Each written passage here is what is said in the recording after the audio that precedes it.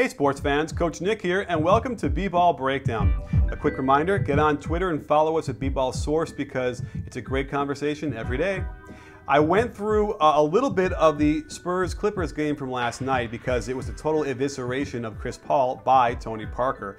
So it's a great opportunity for me to show you what the Spurs do on offense and how Tony Parker benefits from that so greatly, because as a coach, it's really a terrific thing to watch, and I would only wish that more teams had a system they can run and execute so efficiently. Let's look at the most common set the Spurs run. Tony Parker is going to get a triple screen across the lane and come around the world. Here, Chris Paul does his best to stay with him, but he gets an opening and hits the shot. Same play on the other side, but Tony Parker has the option of going all the way through for the triple screen or to come back on the same side with a down screen. Watch Blake Griffin get way out of position, and there's a perfect pocket pass for the layup.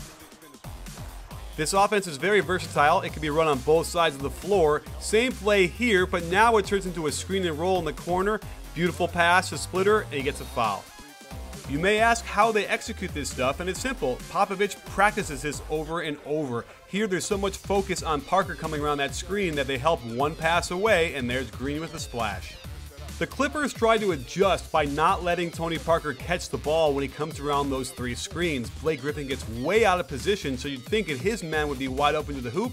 DeAndre Jordan comes over though, but that leaves Tim Duncan open, who could have shot it here, but instead does pick and roll. Watch how bad Blake Griffin is on that weak side, losing his man completely, and there's a beautiful pass for a dunk.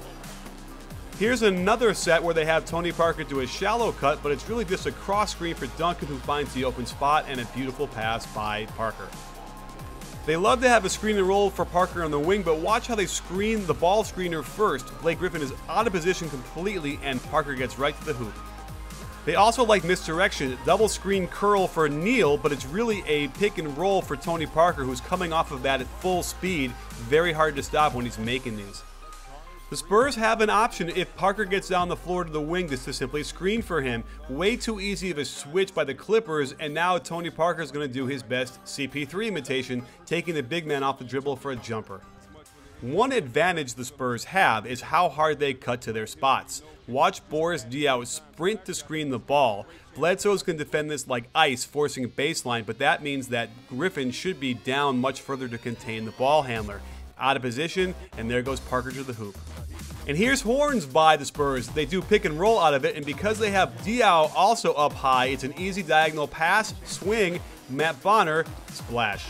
The Spurs understand how important it is to hit the roll man, and when they have guys like Manu spacing the floor, it opens up the lane for a lot of layups. Rarely are the Spurs ball screens set without any kind of movement. Here you'll see a dribble pitch to Parker, who then comes back around and gets a screen from Splitter and nails the open jumper. While the offense does create a ton of open shots for Parker, there are times he still has to do it himself. Watch how he shoots a right-handed layup on the left side to use his body to shield it from Blake Griffin.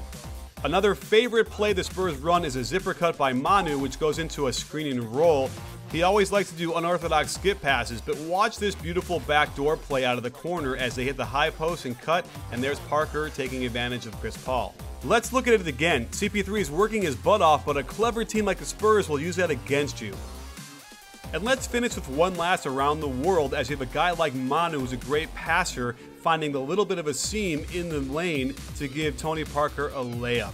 Just beautiful basketball. So there you have it, sports fans. Spurs are coming off of a game they played before this after the All-Star game, whereas the Clippers hadn't had a game yet, had plenty of rest.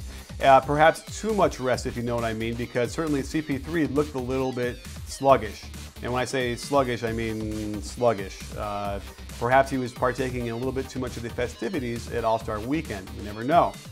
That said, the Clippers' defense was a mess, and it's been a problem because they don't have the same kind of philosophy that good defensive teams have. They've been kind of getting by on their good looks.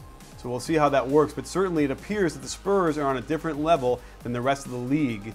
And when you're talking about the Heat and the Spurs, those are the two teams that are really clicking on all cylinders right now.